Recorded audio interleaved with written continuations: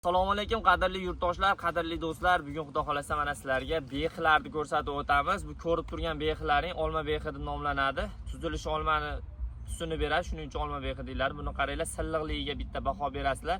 Kamerani yaqinroq olib kelsangiz, taroziga ham qo'yib turib, kilosini ko'rsatib beramiz. Bir dona behi qancha gram chiqadi? Kommentariyada taxmin qilib turinglar. Xudo xolasa mana hozir qo'yamiz.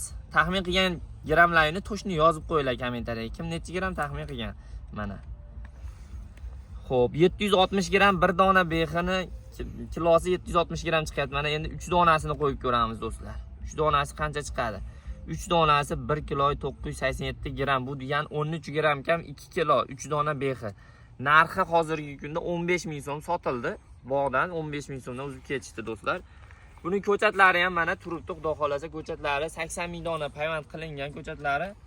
Zakaz bersanglar, bemalol O'zbekiston Liboy hududiga xudo xolasa jo'natib beramiz, bog'am qilib beramiz. Qo'shni davlatlarga ham jo'natib beryapmiz.